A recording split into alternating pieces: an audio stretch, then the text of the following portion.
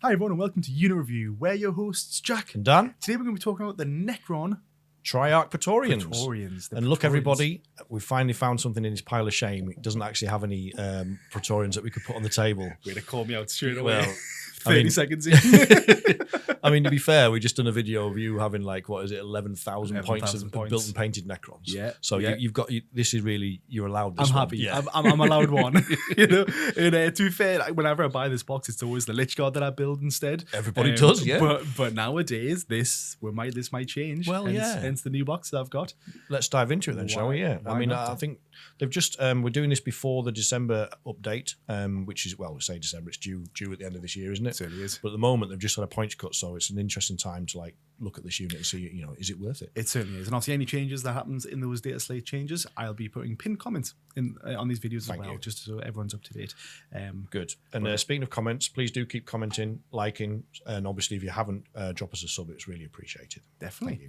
But Dan, do you want to start off with the stat block today then? Yes, and stat block's actually pretty decent, particularly the first one. They've got a movement of 10 inches. They are rapid little boys. Little fast guys. They'll get on board. It's quite funny because they're the same model as the Lich Guard, like the base model's the same. Yeah. The Lich Guard move 5, I think. Yeah. So they're double the Lich double Guard. the movement. Yeah. For sure. Drop those shields and they're off. Fast little guys. They've got a toughness of 5. They've got a save of 3 up, 2 wounds each, which is nice. Leadership of 7 and an OC of 1. Yeah. So they're okay. The standout thing there is the movement. 10-inch move for a Necron army. We're pretty slow, guys. Yeah. Move on to the unit composition side of things then. So you can get this in a squad of 5 or 10. A squad of 5 costs 100 points, and obviously the squad of 10 costs 200. This model is also equipped with the Rod of Covenant. Yes. And can be replaced with 1 Particle Caster and 1 Void Blade. So nice little change there. Good ways to play them later on with the 2 different play styles. Yes, there's different weapons to talk about. We'll come on to that in a bit. Let's do keywords next. Go ahead. They've obviously got Necrons. They've got Fly, which is really interesting. They have infantry. They've got the Triarch keyword, which is handy for 1 detachment in particular. Yeah. And they've also obviously got Praetorians keyword as well. But yeah, nothing. The only really one that stands out there is Fly. So just remember that. It just makes them a little bit more mobile. It definitely does. And of course, obviously anti-fly as well for against it. So be careful of that as well. Perfect. Well, going on to the weapon side of things then, Dan. So again, starting off with the Particle Caster. This has devastating wounds and pistol. It's like weird because I've never seen like a pistol have devastating wounds. Yeah, you don't before. get many of them. No, but do you know? Does the I'm just thinking about this. I wonder if the Wraith pistol has dev wounds as well. I can't remember. Sorry, that video's coming up in the future. So yes, stick around. It is an interesting combo, isn't it? It is a 12-inch range, 3 attacks, hitting on freeze, strength 5, no AP, and 1 damage. We'll jump straight on to the Rod of Covenant. That is 12-inch range again. It has 1 attack. Hit on freeze, strength 5, -2, and 2 damage. That's okay. AP 2 damage 2 is all right, but 1 attack's, not too bad at all. We'll jump straight on to the melee profile side of things. So starting off the Rod of Covenant, 3 attacks, hitting on freeze, strength 5, -2, and 2 damage. So basically the exact same profile apart from the number of attacks. And going on to the Void Blade, which again is the different melee side of things you can get. This is 4 attacks, hitting on freeze, strength 5, -2, and 1 damage. Yeah, we'll come on to this, but they're both okay. Yeah. I think that's the issue, isn't it? They're okay. Yeah. They're not standout. Yeah. Like, there's nothing like, all right, these guys are designed to kill like Marines or Terminators. It's like, it's just okay. Yeah. It's just okay. Yeah. But we'll jump straight on because we've got loads more to talk about in the abilities, Dan. Yeah, now the abilities is where they get quite interesting here. So their core abilities have got Deep Strike, which is very valuable.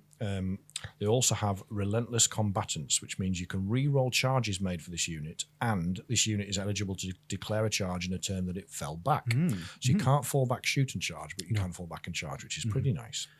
They also obviously have a reanimation protocol, so at the end of the command phase, you can reanimate D3 wounds back to the unit, which is good. Just that, like the reroll the charge rolls made, and also being able to fall back and charge, it just lets you always be able to fight first, I guess, in a way. Deep Strike, yeah, it does. It helps a lot, and Deep Strike with rerollable charges. I'm sure somebody popped up in the comments. I think it was our friend Dave Pooley, but the math hammer is something like 44% on chance of making a a 9-inch charge with a reroll. So for me, that's like 5%. Yeah, I was going to say with my charge rules. But it's not ideal. No. But if you get it, sometimes you need to gamble, don't you? Anything extra is always going to be useful, So that extra ability to reroll, I mean, for a free, because obviously you instead of spending a CP to do it, it's always worth it.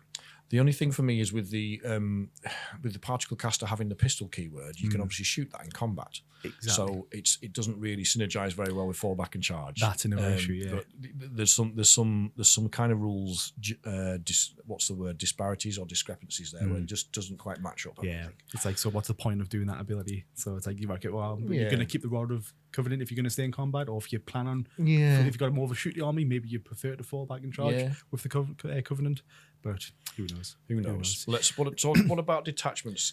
Because I mean, with the points cut, they kind of there could be a role for them in most detachments, I suppose. Yeah, because I guess they've got the majority of the keywords that you need for most of the stuff out there. Yeah. In the new detachment that's came out as well, these guys will benefited from it as well. So like the hitting on one and easier to hit, and wounding better as well. Yes, if you're attacking a unit on an objective, these guys will be hitting on twos, which is quite tasty. Yeah.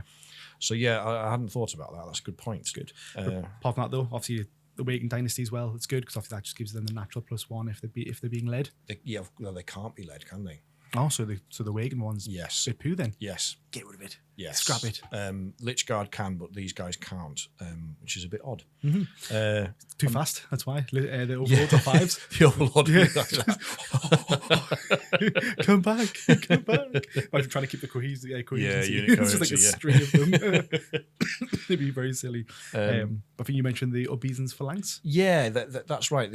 Because they've got that Triarch keyword, they can access all the strats in that. So there is an obvious synergy there, which there should be. That is the detachment for them, I guess. Yeah. But yeah, I mean, the fact they've got Deep Strike, you could make a case maybe for Hypercrypt as well, being a decent one. But let's talk about stratagems. That might give us a bit more insight, because there's absolutely loads of them that really works for these guys. There's a few that I think that you can definitely get some play out of. Yeah, should we rattle through them? Yeah, go for it. Do you want to start? Certainly can. So the first one is Rapid Ingress. That's just the core one, not related to Necrons, but it's 1 CP.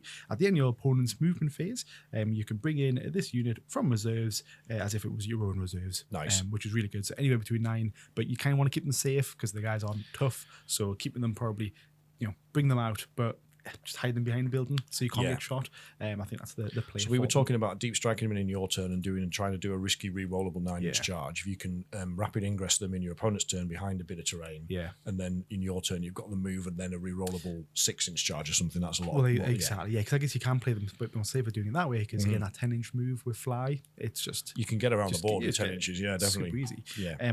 This one's a shocker. No one's going to realise what this one is. Do you want to go ahead and tell we're done? It's Cosmic Precision again. Yes.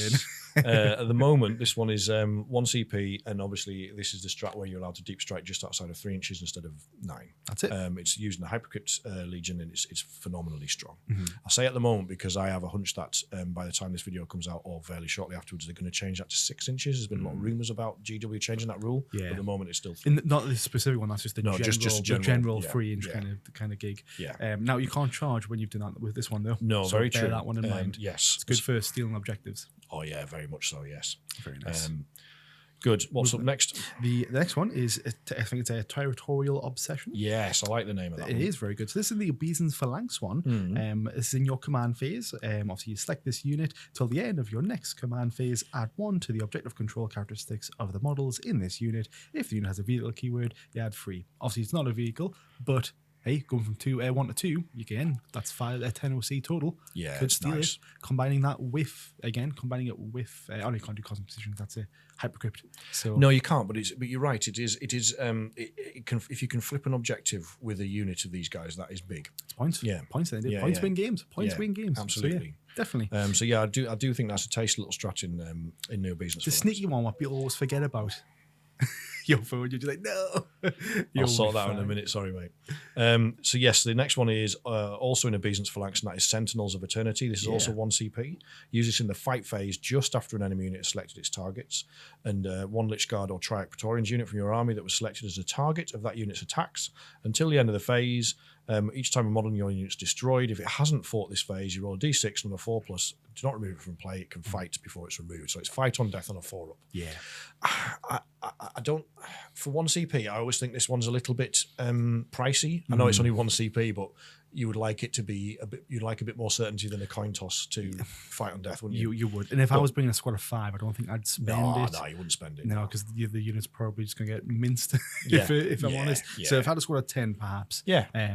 But yeah, 1 CP, it's hard, isn't it? Yeah. I feel like there's better stratagems out there. Definitely. But still, again, one of them ones that could come in clutch, where it's like you've been charged by a couple of Space Marines, Yes. and then they're going to take out the squad, but you could take them out as well. Yes. I think I like the chance of taking them out as well. Absolutely, I fully agree. That's the perfect scenario for That's that one. exactly, yeah. And last but not least, Yeah, Suffer No Rival. Yeah, I love that name. Again, really good name, this one.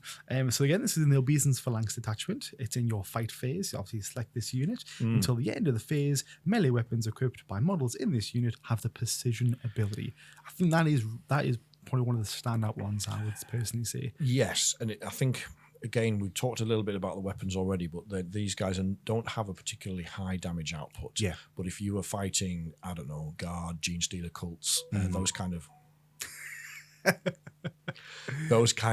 units that were, or even if you were fighting against Necrons trying to kill a Technomancer, you can take them out. It's one of them games, one of those ones again that's a bit more of a surprise, because you recognize that, all right, and the core one to basically do precision against 2 characters, everyone knows that's there, but for this one to have it on a unit is kind of a, they might get charged, and then the opponent might forget. Yeah, and they'll pull this one out, and you can take out some I think units. so, and definitely taking out particularly those kind of buffing characters like a Technomancer can make a big difference as well. Definitely. So yeah, definitely very keen on that one. That's good. So best loadout then, Dan? Yeah, so call me an old cynic, right? But in 9th edition, the Rod of the Covenant was by far the weapon of choice. Standout. Yeah, worked really well. It was good. Pretty deadly, actually. But this edition, the Particle Caster and Voidblade combo seems a bit better. It does. The Rod, they've kind of dampened down how good the Rod is. Yeah. Doesn't get enough attacks for me to make it viable. I mean, there's a difference really between like 1 damage and 2 damage. It's still minus 2 AP. It's still getting through stuff. So I think the extra attacks for the Particle Caster and the Voidblade are just better, aren't they? Yeah, and then you're going to be rerolling the charge rolls, so falling back, allowing all your other units to shoot at them as well, and then come back in. It's just like just the difference between 1 damage and 2 damage just isn't there for me. No, I fully agree. But I think that's definitely the combo. I wonder if everyone else uses them differently to us. Yeah, be very keen to let us know in the comments if you're getting play out of the Rod of the Covenant. I would be really interested to know that. But for me, the maths doesn't stack up, which is annoying because the ones I've got built are Rod of the Covenant. But nobody knows that when you're playing. Most opponents don't care either. As long as you've only got 1 unit, you can say I'm playing them as this. Yeah, I think that with the new edition, because considering everything is then every upgrade is free, you don't have to pay for specific weapons anymore. So that's probably, I think for painting wise, I think I might just do the Rod of Covenant because it'll be easier and they look cool. And they look better. They do look better. Good. Very nice. Well, should you jump on how to play them then, Dan? Yes. Do you want to start off? Yeah, I mean, I think fundamentally they're flat track bullies. So 5 of them with Void Blades put out something like 20 strength 5 AP2 damage 1 attacks in melee. So that's quite a lot of damage output. Yeah. So they're good at dealing with light to medium infantry. Yeah. And it wound 1 wound infantry. And they're also in that respect good for grabbing your opponent's home objective. Yeah. That is when your 9-inch rerollable, your 9-inch deep strike and a rerollable charges, or as you said, if you're playing rapid ingress. Yeah. But because typically, and I think we're all guilty of this, you tend to put something relatively weak on your home objective, don't you? You do. Some throwaway points. Yeah. Oh, I've got 10 points. Right. Swamps. Yeah. You're chucking 5 light infantry usually on there. So if these guys will mince them, and so that is a good way to play them, I think. Yeah. What about you? Is there any more here? Honestly, I think the good ones really just kind of stealing those secondaries. I think we'll briefly mention it there, but again, just being able to move around the board, get that 5, get the 10-inch movement's always nice. So just kind of jumping around. These guys are really good at getting rid of chaff, especially if we're going to go for the Void Blades instead. Yes. The 1 damage. I mean, going against Imperial Guard, they're going to have an absolute field day. Just chewing through them. Gene Stealer Cult, as we said before, as well. So don't push these guys into anything big. Terminators, even Space Marines they'd struggle with. I'd say, look, only go into Space Marines if you really need to, but I'd maybe be using these as like action monkeys instead. I mean, this is the issue. Is like they're not hard hitting enough to deal with, even with Marines. No. So anything from Marines up, they're going to struggle unless there's only like 2 Marines left, like you said. Then, and that takes us back to that kind of flat track bullies kind of scenario. Yeah, they can't go toe to toe with like 5. If you put 5 of these into 5 Marines, you're probably going to struggle. Definitely. I think like with the 10-inch move, I mean, there's stuff like get behind enemy lines with the deep strike. There's the the locust where you got to deploy stuff in the opponent or in the center. Yes. I think that's where that deep strike really shines. Yeah. Other ones where I think it's the board edges as well. I forgot that one's containment. Containment. Yeah. So just kind of getting on the board. The 10-inch move. Night ones are slow. Yeah. We need those fast units. So I think these are all one of the fast ones. Are they the best fast units out there? Probably not. This is the issue, is like, what is their role in the game, and is there better units to fulfill those roles? Yeah. And in some cases there still is. I think because of the synergies with the strats, there is play for them with the Byzant's Phalanx. Correct, yeah. I was going to say, I would really suggest probably bringing the Stormlord to give you that extra CP. Yes. You need, obviously he can't lead anything, but we've mentioned 3 stratagems that are playable in Byzant's Phalanx. You're going to need that extra CP to keep on using it. Yeah, that's true. And then you're starting to then think, right, if I've got an extra points cost for the Stormlord, is it worth it? I don't know. Is the short answer. I mean, there's one of the guys that commented, Jason Ellis. He runs 2 units of 5 in a Byzant's Phalanx, and he does rapid Ingersom to go after the opponent's skirmishers. Those units that they might infiltrate or scout up the board. The really light stuff. You can just take them out quite quickly. Yeah. Or understrength units like we were talking about, and he does use that territorial obsession strat to flip objectives. There you go. So they don't fit a single role, but it sounds like certainly in a Byzant's Phalanx that they can kind of you can drop them in for 100 points and give you a lot of flexibility. Yeah. So you can say, right, well, I need to do this with them, or right, the cards say I need to do that with them. Yeah. And that can be quite handy if you've got the point spare, I suppose. I think you've got the point spare, definitely. Yeah. Again, if I was going to run a Byzant's Phalanx, I'm going to have these in there. Yes. I'm going to run other detachments. There are better units out there, and they are playable in all detachments, I want to be clear, but I think there are just better units out there to do other rules. But an auto-include for Byzant's Phalanx, just because of how good the I fully agree. I think auto-include for Byzant's Phalanx, you need to take at least 5 and ideally 2, maybe 2 units. Yeah. And they're kind of doing... But yeah, in a lot of the other detachments, for getting rid of enemy enemy scouts and things like that, you're probably using flayed ones, and they're a little bit cheaper as well, aren't they? I'm always using flayed ones now. Give me anything over flayed ones down. They're just waiting for the flayed one detachment where you can take like all the when they're battle line down. that money print, I go boom. Yes, definitely. But what about? I mean, we've touched on this a little bit, but in terms of how to counter them. Oh yeah. I mean, it's easy enough. They're not tough. Yes, they're fast, so they're going to be able to get away from you. But realistically, if you get them in combat with some Space Marines aren't going to take them out. But if they're Terminators or kind of any close combat, any good melee profile will kind of get through them. Toughness 5, no invuln save, free up save. Even 1 AP, you put them there with 50 chance. Now they do have the reanimation protocols to bring them back, but squads of 10 harder, squads of 5s pretty easy, I'd say, to get rid of. I think so. I mean, you almost expect, if you're taking them in a squad of 5 to contest those no man's land objectives early game, they are going to die. Yeah. But they're not that difficult to shift. Definitely a unit to come in later on when everything's starting to kind of get destroyed off the board. Yeah. You want these ones to be a bit safer. I'd be saying come in later, but if they come in early, I think they're going to get hurt. Yeah, they are. Personally. Right. But yeah, not really much more on the how to counter them, because they're just melee and shooting will take them out, basically. Even like they're OC1, so you can OC off, unless you're in a Byzant's Phalanx where you can use that strat to give them OC2, you can OC them off a lot of objectives as well with your battle line units. So there are very straightforward ways to deal with them. They are, yeah. I think final thoughts, I think they've had a really nice glow up. I feel like they've went from a unit from not being able to play to actually having a little bit of play on the tabletop. Now, again, I've got 2 boxes of these unbuilt because just the Lich Guard on the back, which is so much better in most editions. So this is the first time I've bought a few boxes with the intention of building these ones. But we'll see if the latest points changes also coming out. Exactly. So we're just gonna have to wait and see. I've still got I got some from Imperium magazine. There's some Lich Guard in there, and I can't remember if they came with the Praetorian weapons, but I've got the Praetorian weapons spare from when I built other Lich Guards. There we So go. I can build them if I want Nice. to. I've only got 5 built at the moment, and unless you're playing a Byzantine Phalanx, I'm not sure. Yeah. Anything else for me? Final thoughts? I mean, they can catch out your opponent with the speed and that, but I think if you're thinking about running them in units of 10, it then becomes to me whether like Scorpex are a better deal or some, are there better alternatives that can do the same job? Yeah. And I still think there's better alternative options in most use cases, apart from maybe stealing your opponent's home objective. I think they are super useful for that. Yeah. Just pop in the stratagem to get obviously 10 OC. Yeah. To steal your Yeah, opponents. and a couple of the guys that commented, Tom Downs, he said they need an invuln save to make them worthwhile. And they're meant to be in the law. They are the servants of the Triarch. They're like the feds, aren't they? Yeah. The judges. They're not beholden to any overlords. The overlords are kind of beholden to them. Yeah. So they should be a bit. Overlords are scared of these guys because they can just go and be like, "I'm going to kill you." You've been doing some dishonorable. Stuff. Yeah. So they should be a bit stronger. Yeah.